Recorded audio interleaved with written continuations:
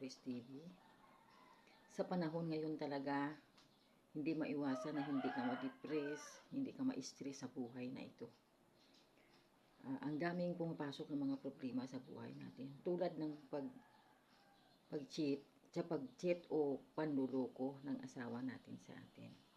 O bakit ba? Bakit ba nagluloko ang isang lalaki? Bago tayo magpatuloy, bago natin balikan yung ating mga topic ngayon, ay subscribe nyo muna ako at i-follow. Malaking tulong yan sa channel ko. Salamat! Bakit nga nagluloko ang ating mga asawa? Kasi unang-una, hindi ka na attractive sa kanya. Wala na yung dating ikaw na nililigawan niya, na malakas ang appeal mo pa sa kanya kung anong nagustuhan niya.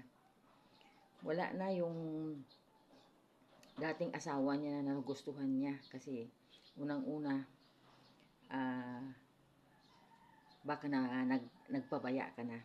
Kasi ang pag-cheating o panluloko ng lalaki, kuminsan, hindi yan dahil sa kakulangan o kapintasan o mga dahil nalusyang na yung asawa mo. Nasa lalaki yan.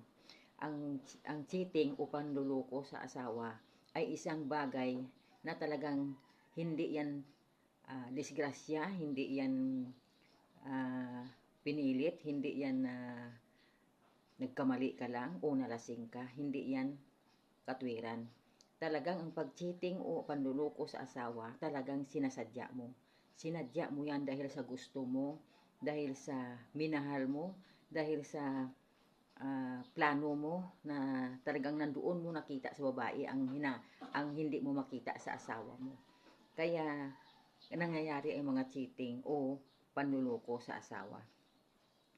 Lalo na kung doon mo nakita sa kabit mo, aray, ang sakit. Ang sakit pakinggan ng kabit, pero iyan ang katotohanan. Sorry sa mga kabit. Lalo na kung asawa mo, matagal na kayo nagsama, mga 5 years or pataas na. Diyan na nangyayari ang mga panlalamig, yung mga pagsasawa. Kasi parang ano yan parang kasi noon pa lang nung nililigawan ka, mahal na mahal ka niya. Kasi noong nililigawan ka niya, bago pa lang ganyan ang mga bagay na bago pa lang. Tulad sa mga gamit. Pag anong mayroon ka, pag nagamit mo na, sira na, luma na, binabato-bato mo na lang o kung saan mo na lang yan dalhin kasi hindi na malaga sa'yo yan kasi nagamit mo na. Nagsawa ka na sa gamit na yan. Kaya ang hinahanap mo naman ay yung wala sa'yo, yung mga gamit naman na wala sa'yo. Kaya yan ang sampul ko sa isang relasyon o pag-cheating ng isang lalaki. Kaya hinahanap niya na naman yung bago, yung naiiba naman sa panlasa niya. Kasi ang asawa, nandyan lang yan. Kahit anong oras gusto na, nandyan lang yan. Makita niyang mukha, kung minsan hindi nakasuklay. Pagod na pagod sa trabaho sa loob ng bahay. Hindi na nagawa magsuklay, hindi na kailangan hindi na nagawa mag-ayos kasi pagod na sa trabaho sa loob ng bahay kasi kalpanti na siya na dahil sa pagtatagal ng pagsasama, ang buong akala ng babae ay okay na. Hindi na magluloko ang asawa, pero nagpagkamali kayo diyan. Dahil pag sa oras na nawala na yung dating ikaw na nagustuhan niya, darating ang araw na iiwanan ka talaga. Kaya wag nating hayaan na malusyang tayo. Ipanatili pa rin natin ang ating katawan, ang ating posture, ang ating itsura. Kung anong noon naliligawan ka, ipanatili mo talaga na ganun at ganun ka pa rin. Dahil kung hindi, pag makakita ng iba yan, iiwanan ka pa. Hindi nyo ba nahalata na ang iniiwanan ay yung hindi marunong kumain ng lollipop, lalo na kung mahina ka pagdating sa kama. Pag hindi ka talaga marunong kumain ng lollipop, iiwanan ka. Kasi ngayong panahon, talagang ang uso ngayon o ang pinakamasarap ngayon, ang exciting ngayon, ay yung kinakain mo yung lollipop. Masarap ka kumain ng lollipop. Kaya kahit sabihin mo pa matagal kayo nagsama, 20 years, 30 years, iiwanan ka pa. Iiwanan ka talaga pag mayroon na siyang nakita na magaling mag-lollipop. Hindi na kailangan ngayon na maganda ka o ano pa yung kinabit niya. Ang mahalaga, magaling maglulipap. Kaya darating ang araw talaga iwanan at iwanan ka.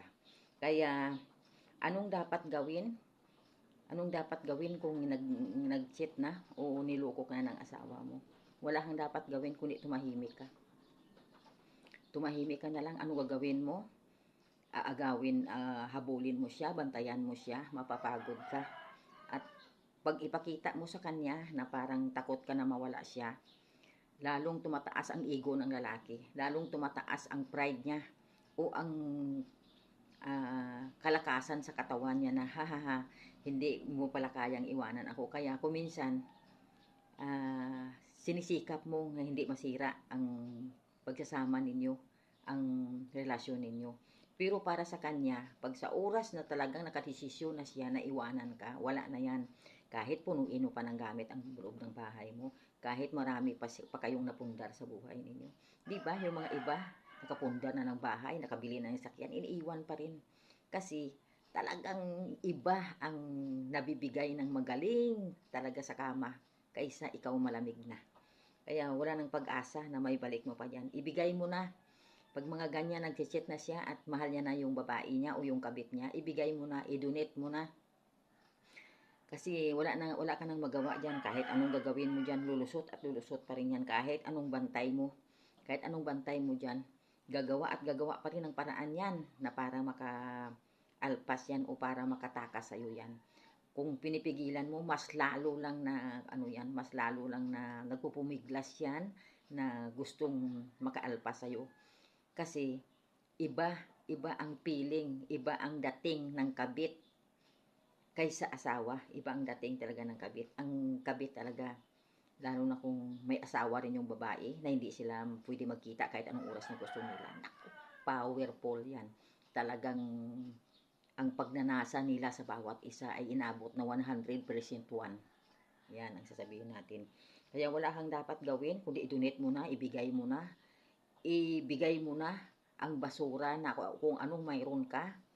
Kung anong mayroon kang basura, ibigay mo na, iabot mo na doon sa kabit niya na gustong sumalo ng basurang galing sa iyo. Ibigay mo na para maranasan niya at magkaroon din siya ng kalayaan sa sarili niya. Kaya yan lang ang masasabi ko hanggang sa susunod kong pagtalakay natin. Wala kang ibang gawin kundi na magparaya ka na lang. Mag-move on ka. Turuan kita sa sunod ng mga videos ko, turuan kita kung paano mag-move on. Kaya yan ang masasabi ko. Lahat ng mga sinasabi ko niyan ay totoo dahil lahat yan naranasan ko. Kaya ingat kayo. I love you. God bless you.